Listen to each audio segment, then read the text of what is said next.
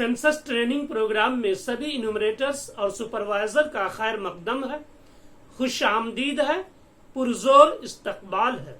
दोस्तों, guidelines for building numbering and guidelines for census numbering के topic पर हम लोग बिल्डिंग नंबरिंग और सेंसस हाउस नंबरिंग के बारे में तफसील से तज़किरा कर चुके हैं, उनकी तमाम दिशा निर्देश पर चर्चा कर चुके हैं। लेकिन आज हम लोग methods for numbering building and houses के टॉपिक पर चर्चा करेंगे, जिसमें हम लोग ये जानने की कोशिश करेंगे कि मकानों और जनगणना आवासों पर नए सिरे से नंबर डालने के क्या मेथड्स हैं, क्या तरीके हैं। अगर हमें ऐसा HLB मिल गया है, यानी ऐसी हाउस लिस्टिंग ब्लॉक मिल गई है जहां मकानों पर नंबर नहीं डाले गए हैं, तो ऐसी स्थिति में हम उन मकानों पर नंबर किस तरह डालेंगे। दोस्तों, जनगणना के प्रयोजन के लिए मकानों को नंबर देने का अर्थ यह सुनिश्चित करना है कि यह यकीनी बनाना है कि आपके क्षेत्र में स्थित सभी मकानों को क्रम से नंबर दे दिए गए हैं। It means each building is to be numbered. अगर किसी कारणवश नगर पालिका या स्थानीय प्राधिकरण के कर्मचारियों द्वारा किसी HLB में मकानों पर नंबर नहीं डाले गए हैं, तो एन्यूमरेटर के रूप में आपको ही अपने HLB के संपूर्ण क्षेत्र में प्रत्येक मकान पर नंबर डालना होगा। जाहिर है यहाँ आपकी जिम्मेदारी बढ़ जाती है, इसलिए आपको मकानों पर नंबर डालने के तरीके मालूम होना चाहिए।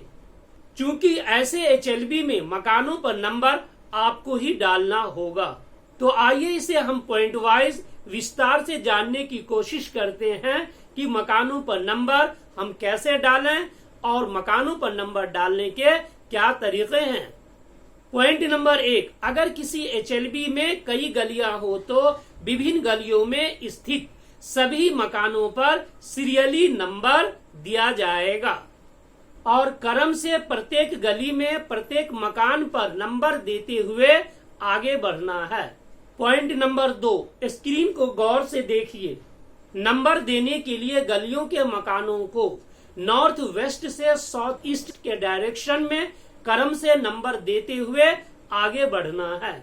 अर्थात मकानों को नंबर देने के लिए उत्तर पश्चिम से दक्षिण पूरब की ओर घड़ी की विपरीत दिशा में मूव करते हुए सरपंटाइन ऑर्डर में, यानी चक्करदार, पेचदार या टेढ़े मेढ़े रास्ते जो भी हो, उस रास्ते से बढ़ते हुए आगे बढ़ना है। पॉइंट नंबर 3, मकानों को नंबर देने का सबसे अच्छा तरीका यह है कि गली के एक किनारे स्थित मकानों को एक छोर से आखिरी छोर तक एक ही क्रम में नंबर दिया जाए और उसके बाद ही गली को पार कर उल्टी दिशा में उसी क्रम में नंबर देते हुए उस मकान के सामने आकर नंबर देना बंद करें जहां से नंबर देना शुरू किया गया था। पॉइंट नंबर 4, अगर किसी HLB में मकानों का पैटर्न इस प्रकार है कि मकान इधर उधर स्थित है या रेलवे ट्रैक या नदी, नहर या नाले के साथ अलग अलग हिस्सों में स्थित है, जैसे किसी मैदान, खेत, गांव, शहर या दूसरी HLB की सीमा पर स्थित है, तो टेढ़े मेढ़े रास्तों से घड़ी की विपरीत दिशा में आगे बढ़ते हुए क्रम से नंबर डालना है। उसमें नंबर जहां भी अनियमित रूप से आगे बढ़े वहां तीर के निशान से दिखाना है। नजरी नक्शा और लेआउट मैप में भी इन्हें तीर के निशान से दिखाना होगा। पॉइंट नंबर 5, किसी शहरी HLB में गली के सिद्ध में नंबर दिए जाएंगे। अपनी मर्जी से या अपनी इच्छा से किसी अन्य भौगोलिक दिशा में नंबर नहीं दिए जाएंगे। जिस ओर मुड़ते हैं उस ओर तीर के निशान अवश्य दर्शाए जाएंगे।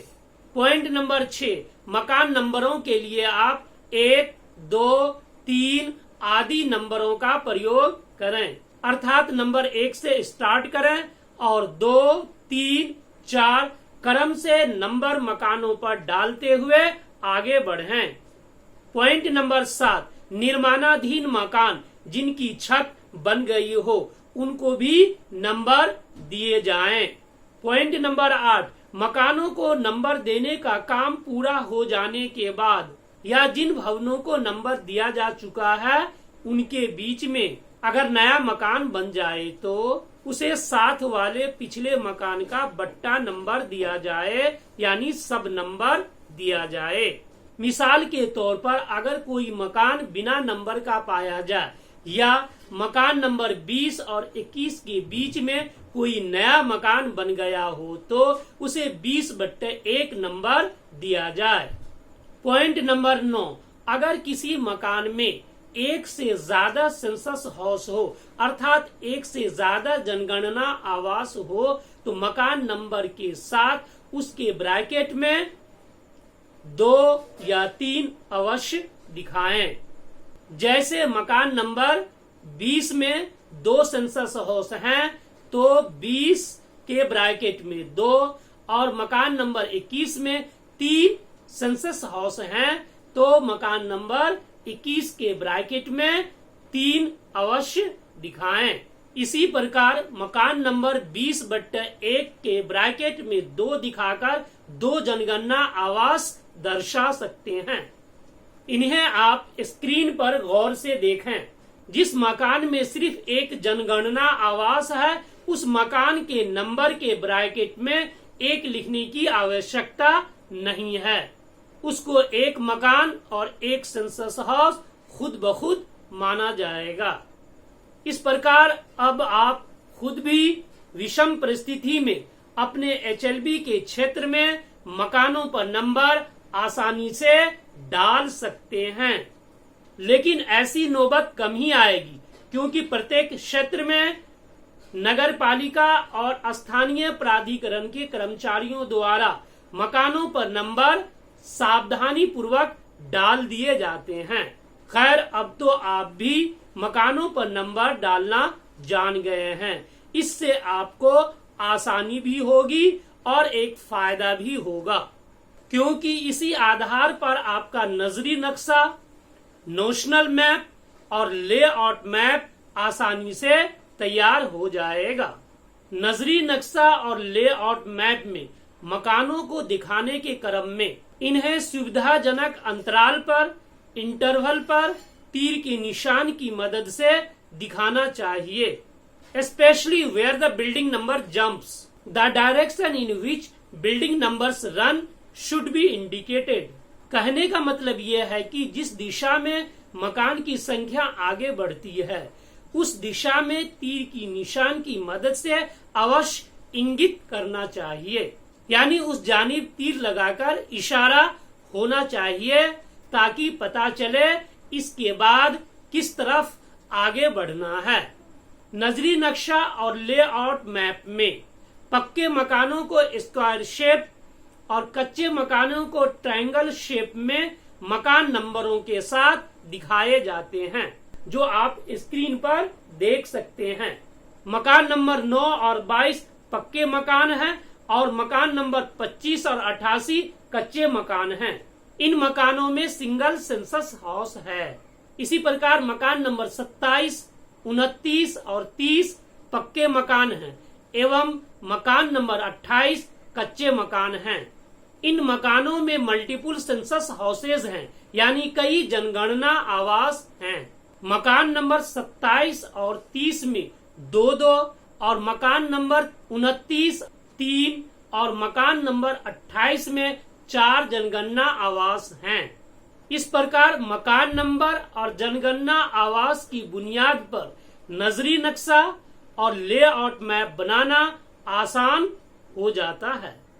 नेक्स्ट क्लास में guidelines for preparation of layout maps की टॉपिक पर विस्तार से बातचीत होगी, जिसमें नजरी नक्शा, नोशनल मैप और लेआउट मैप बनाने की विधि को जानेंगे। अब आपसे रुखसत चाहता हूँ, फिर मिलते हैं इसी जोशो खरोश और खलूसो मोहब्बत के साथ नए अंदाज में नए टॉपिक के साथ। शुक्रिया, धन्यवाद, जय हिंद।